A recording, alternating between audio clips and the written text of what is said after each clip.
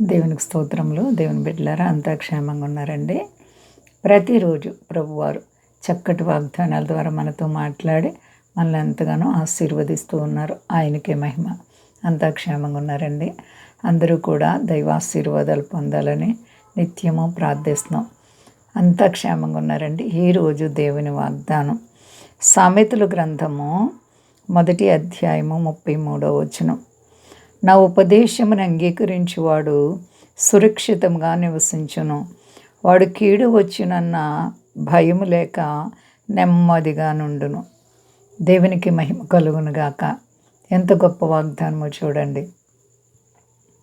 దేవుడు చేసేటువంటి గొప్ప మేలులు, తన ప్రజల పట్ల ఆయనకున్నటువంటి అద్భుతమైనటువంటి ఆలోచన, ఆయన ఉపదేశమును అంగీకరించాలి.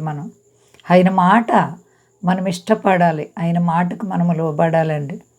సాధారణంగా మన జీవితాల్లో చాలాసార్లు దేవుని మాటకు లోబడినటువంటి పరిస్థితి కనబడుతూ ఉంటుంది.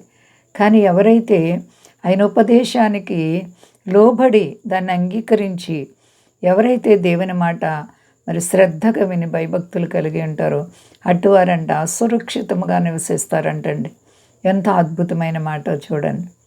క్షేమం ఈ లోకములో ఎక్కడ లేదండి. ప్రపంచం అంతట్లో కూడా చూస్తే శుభము, క్షేమము లోకంలో తక్కువైపోయింది.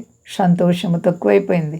అలజడలు, లోకమంతా భయంకర పరిస్థితులు. కానీ ఎప్పుడైతే మనము ఆయన మాట విని ఆయనకు లోబడతామో అప్పుడు మనం సురక్షితముగా ఉంటామంటండి.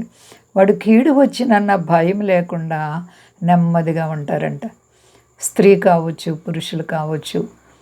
ఎప్పుడైతే దేవాతి దేవునికి భయభక్తులు కలిగి నమ్మకత్వంగా జీవిస్తామో అప్పుడు కీడు వచ్చినన్న భయం లేకుండా నెమ్మదిగా జీవిస్తారంటండి.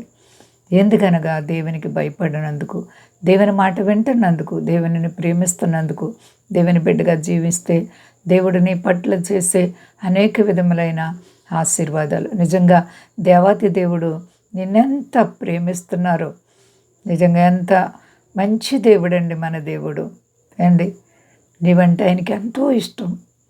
కాబట్టి ఆయన మాట వింటున్నావా? ఆయన మాట వింటే నువ్వు సురక్షితముగా ఉంటావు. దీర్ఘాయువు, ఆరోగ్యం దేవుడు నీకు అనుగ్రహిస్తారు. సర్వ సంపదలు అంచెలంచెలుగా ఆయన నీకు అనుగ్రహిస్తారు. కాబట్టి దేవునిని ప్రేమిస్తున్నావా? ప్రియ సహోదరి, సహోదర, దేవునితో నడుస్తున్నావా? ఆయన బిడ్డగా జీవిస్తే ఆయన నీ జీవితంలో చేయలేనిది ఏమీ లేదు. సర్వము చేయగల సమర్థుడు. కాబట్టి ఆయన బిడ్డగా నీవు అంగీకరింపబడాలి. ఆయన మాట వినాలి అండి. ఆయన శాసనాలను గైకోవాలి. ఆయన ఆజ్ఞలను గైకోవాలి. ఆయన బిడ్డగా జీవిస్తే నీ పట్ల ఆయన అత్యంతమైనటువంటి సంతోషం, ఆనందం కలిగి నీకు రావాల్సిన ఆశీర్వాదాలు కుప్పలుగా ఆయన దయచేస్తారు అండి. ఎంత మంచి దేవుడో. నీవంటే ఆయనకి ఎంతో ఇష్టం, ఎంతో ప్రేమ.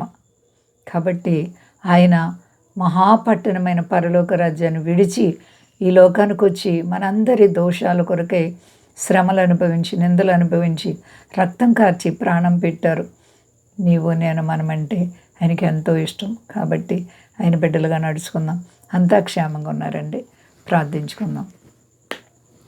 ప్రేమ నమ్మకమైన మా తండ్రి, గొప్ప దేవా, నీ ప్రేమకు అంతము లేదు ప్రభా. ఎంత గొప్ప దేవుడు మా తండ్రి. అవును ప్రభా, ఎవరైతే నీ మాట విని నీకు లోబడతారో వారిని నువ్వు కాపాడుతానంటున్నావు, సురక్షితంగా ఉంటారంటున్నావు. ఎంత గొప్ప దేవుడో ప్రభువా. సర్వ ప్రపంచాన్ని కాపాడండి. మా దేశాన్ని, దేశ నాయకులను కాపాడండి. మా దేశ ప్రజలందరినీ రక్షించండి. కష్టాలు, బాధలు, ఇరుకులు, ఇబ్బందులు, ఆర్థిక పరిస్థితులు, ఆయా వ్యాధి బాధలు ఉన్న ప్రతి బిడ్డకు యేసు నామములో విడుదల కలుగునుగాక. సర్వ ప్రపంచాన్ని చల్లగా కాపాడండి తండ్రి. గొప్ప దేవ, మీరు అక్కడ దినాల్లో ఉన్నాం. నిజమైనటువంటి సిద్ధపాటు ప్రతి బిడ్డకి దయచేయండి ప్రభా. నీలో మేము ఎలా ఆత్మీయంగా అలంకరించుకోవాలో నేర్పించండి. అభిషక్తుడా, అపవాదేశ అగ్ని బాణాలని మేము ఆర్పగల శక్తి యేసునామములో కలుగునుగాక. ప్రతి బిడ్డను పేరు పేరు చెప్పిన ఆశీర్వదించి మహిమా ఘనత ప్రభావాలు మీరు పొందండి.